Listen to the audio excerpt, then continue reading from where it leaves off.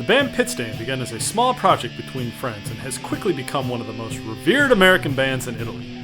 Many may know what they are now, but few know where they came from.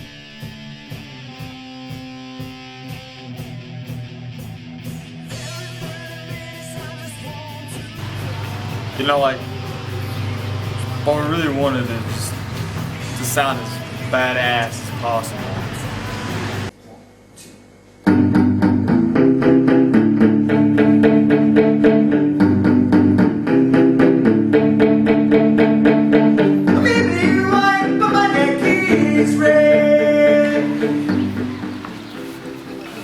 I mean, we really dug deep for a lot of these lyrics. I mean, who doesn't like to sing some great songs like Clock Radio in the shower?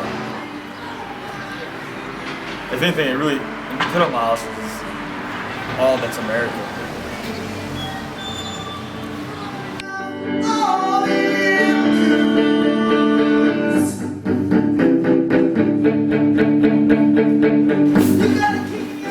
Alright, so you're ready. I'm not, no. You barely got me here on $15,000. I wanted 20. I want my tea. Give me my tea before we start. That's what I thought. Thank you. Amateurs.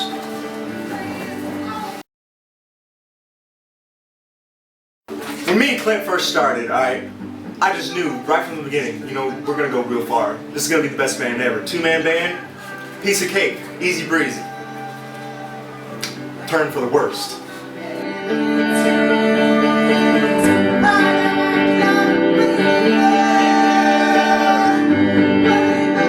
With a hit single under the belt, it was time to move on. This Cowboy's Addiction, Pitstain. Number 2 single hit.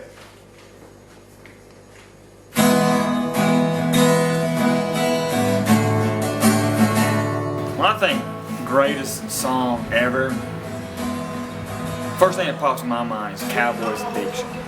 I mean, we're talking about something that causes cancer to the face. I mean, I hope I'm not the only one that thinks this, but in my dictionary, Copenhagen stands for rock and roll. If it don't come soon, I might die. Give me that chewing tobacco.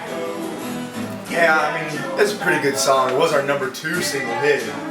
I really don't think it was the best. We had a pretty large repertoire of songs, very large library. If you were to put it on a playlist in iTunes, it would go on for days. It's out here, all the ladies, they all want me. Make their babies just the way I spin it. Oh yeah, it's the best.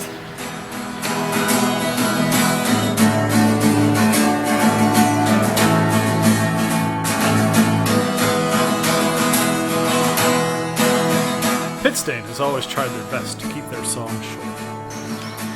Yeah, for sure, man. We just, gotta keep that attention span rolling. You know what I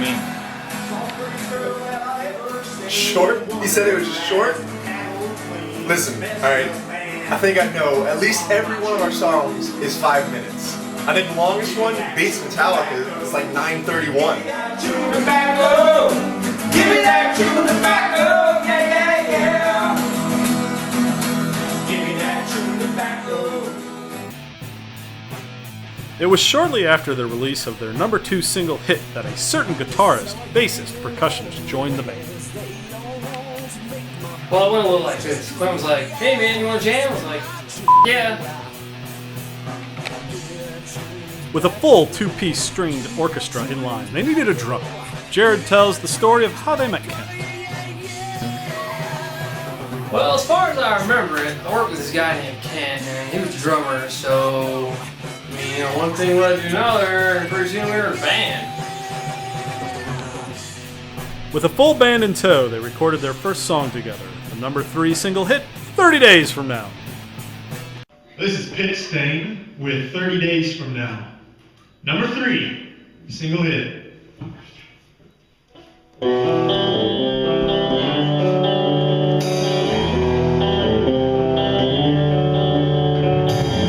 This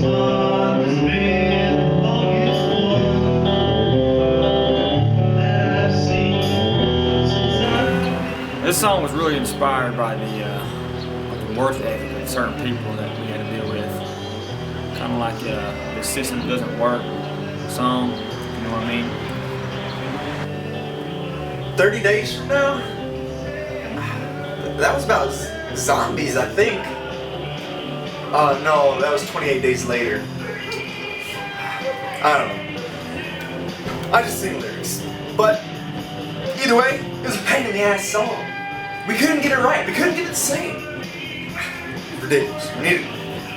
Delete it from YouTube. Never had it. Yeah, it's pretty much my favorite song.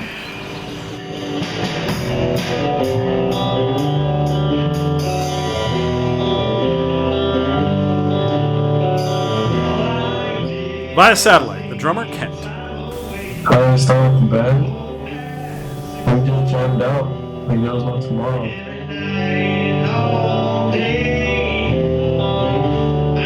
Shortly after they had finished their number 3 single hit, they booked their first gig. Well, as their manager, my main job was to focus on large crowds and big shows. Our first stop, Squire Christmas Party. With a gig quickly around the corner, they needed to practice, and practice they did. As a full band, they practiced twice. And the thing was that we really couldn't get Kent to come out and do anything. He was just, I don't know, he just seemed like he always had shit to do, but none of us knew what he was doing. Oh yeah. The drummer was always busy.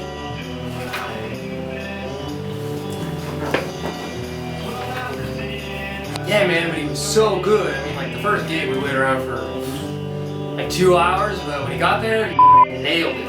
Awesome. That is not true. That's always an excuse.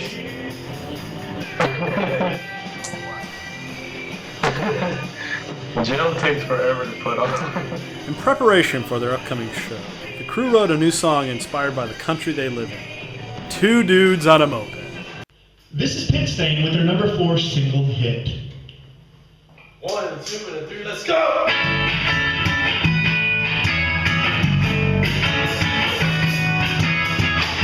Well, this one came from when I was riding down the street one day. I was turning my head just about every which way. And all I could see was 2 dudes on a moped.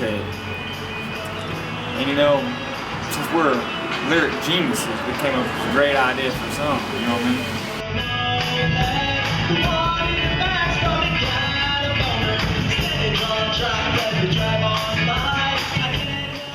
Yeah.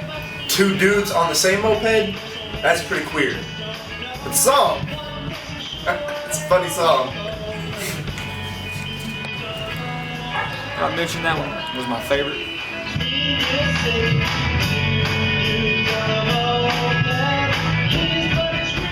Well, I mean, me personally, I wrote like the most badass bass line ever to match the lyrical integrity of the song. So yeah, of course I liked it.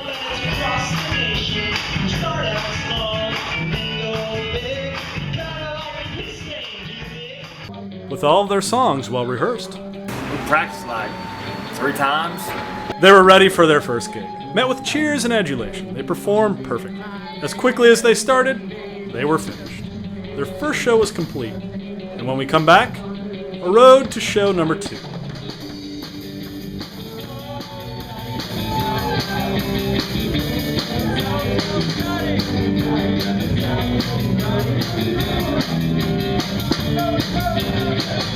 After being cheered by dozens of drunken people, Pit Stain found the courage to put on yet another show. Well, the club manager came up to me personally and asked, "Is Pit Stain available?" And I said, "I'm gonna need to check their strict calendar." So be it, we're available. Just when Pit Stain was on the top of the world, tragedy struck. I mean, I think when we come to realize what a huge blow to the band was is when we lost our drummer, Kent. None of us really knew what we were going to do at the time. Kent, man, like, I started having doubts. Like, I don't know what the we're gonna do. Because, I mean, the drummer's like super important, dude.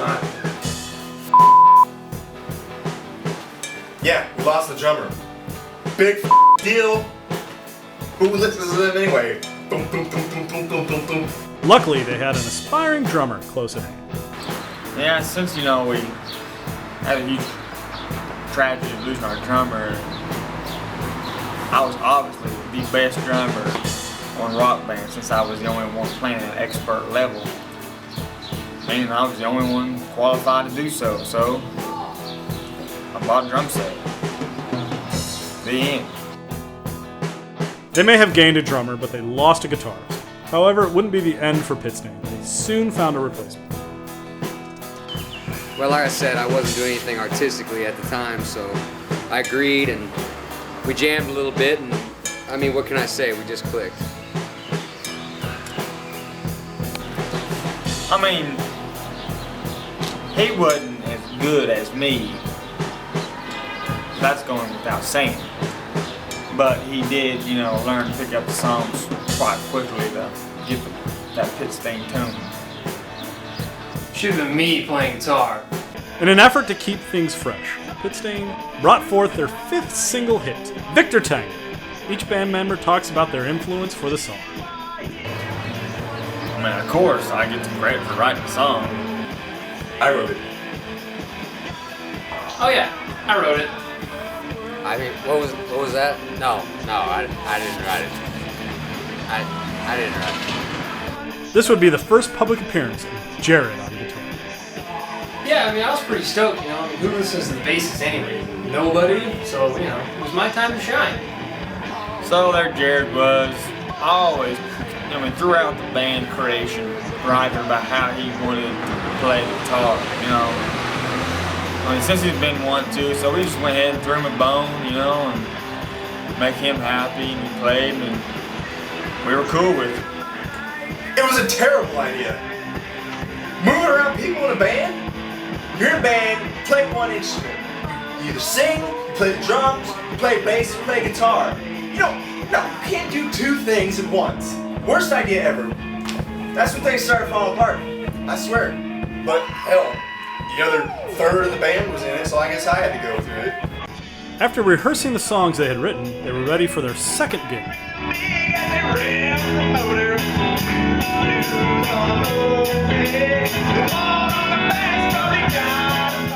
Did you watch the video? I mean, the people were cheering. It had to have been like the greatest performance ever to date.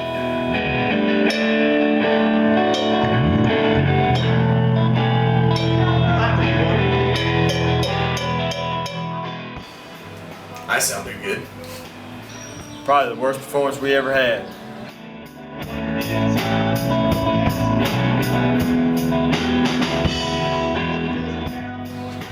Well, we were still learning everything, so I was a little too hammered to remember. But from what I understand, they told me that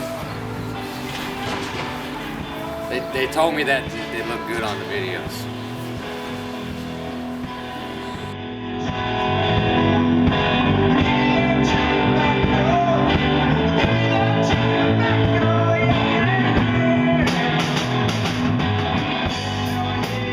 Quickly after their second show, they were ready for a third. I heard about this world-renowned festival called Maniapalooza, and I thought, Pitstain needs to be there. Well, as the co-chairman of Maniapalooza, of course it was my idea. I mean, I got the side project of music, and I got the side project of Maniapalooza. I mean, it just fit. Again, Pitstain thought they were on top of the world, but tragedy would strike again.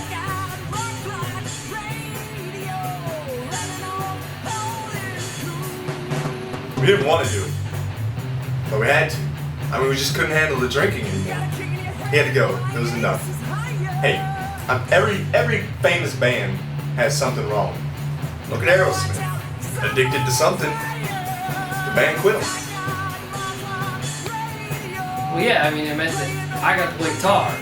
When? Why did Brandon leave? You're gonna ask that question? Why did Brandon leave? I got one thing for you. All that boozing. I mean, that's not at all the reason why I left. Artistically, we had creative differences.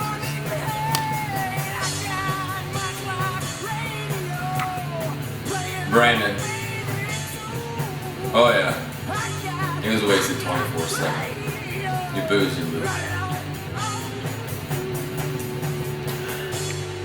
What began as a 2-piece, then a 3-piece, then a 4-piece, then a 3-piece, then a 4-piece, was now a 3-piece again.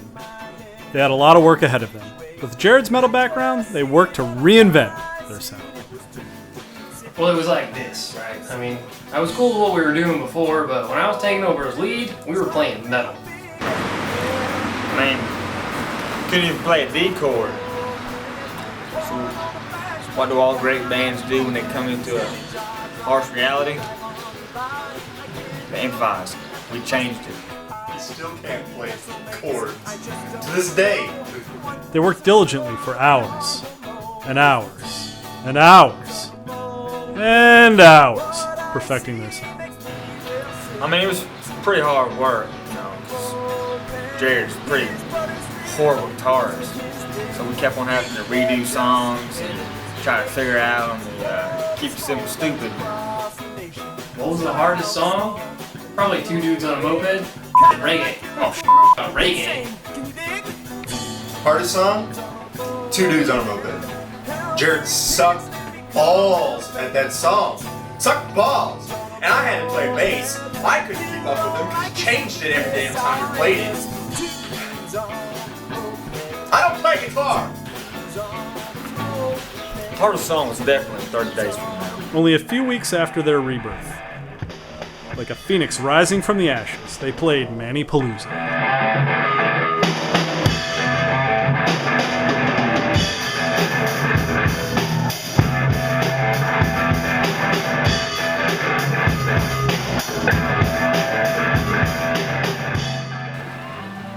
I thought we sounded pretty good.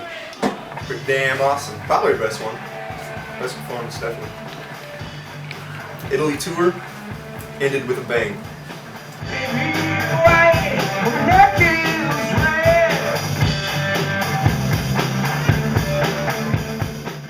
They came out strong with a newly revised version of Clock Radio that became an instant hit. Unfortunately, the band became victims of larceny. Someone stole my tuner. I mean, I've only been playing guitar for like 2 years, so I don't know how to tune that shit by ear or anything. I mean, it ruined the whole night. Worst night ever. I mean, we were all pretty pissed off after the gig, you know, talked to each other and stuff like that. You know, we realized that we were all pretty upset about the whole ordeal. But we pretty much did what any great band after every great gig got hammered. I'm talking Southern style. Booze, chicks, fireworks, and shotgun hammer. The band took their shitty performance in strides, while still managing to touch one lucky girl's heart, Lacey Clark. She was celebrating her birthday that night, and Pitstain played a rocking rendition of Happy Birthday Song.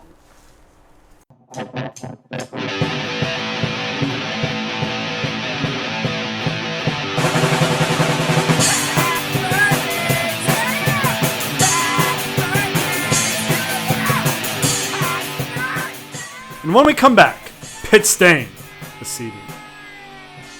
With 3 shows under their belt, Pitstain decided they needed to showcase their talents by a high fidelity. What would become one of the best-selling CDs of all time was the hardest things these 3 ever had to do. Their constant fighting nearly broke an otherwise unshakable band.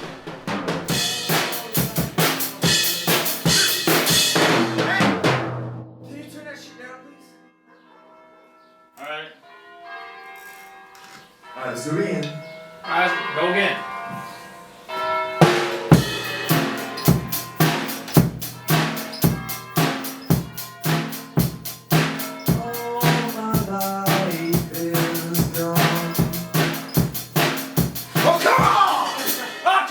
The band could barely keep it together, but they managed to finish their first CD. After many months of separation, Pitstain is finally all together again for a special interview. So tell me, what's it like being together again for a special interview after all this time? Feels great. You know, since we got Lance back from rehab here, you know, we can start our 4-man band again and keep on cruising like we've done. Was that?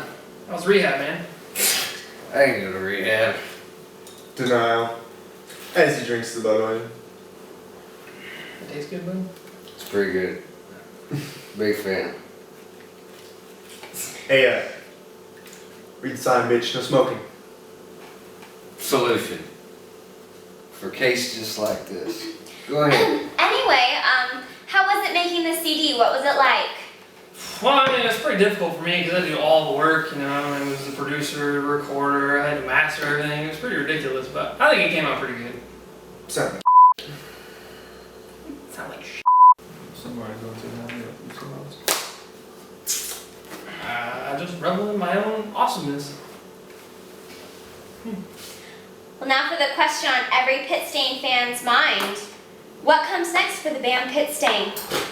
We're breaking up. What? No more Pit Stain. No What? more. No. Why didn't anybody tell me? Yeah, I forgot to mention that. Sorry. Well, Yeah, even I knew that. you knew. We kicked you out like 2 months ago. How did you know? Doesn't matter. He knew. Matt. Man, guys, I'm leaving. Watch the beer. Fuck your beer. Yeah, we were just messing around. We didn't want to really play with him anymore, you know. Since we got old Brandon here back, he can take over and, you know, get fit on. We can get this thing started Pit Stain style. Yeah. I'm leaving. Goodbye. Since me and Brandon are here, we can get us a new singer and we start things Pit Stain style, you know. Do what we really need to do, get down to our roots. Wonder a bluegrass album we were gonna do. Stain the Bluegrass. Roger that. Stain the Bluegrass coming next from Two Country Boys from Ozark. Tune your ears. Yeah. What began as a small project turned into a huge success in a short amount of time. Few bands have gone as far as Pit Stain, but many will try. Someday, we might hear from Pit Stain again. But until then, their CD will play on repeat.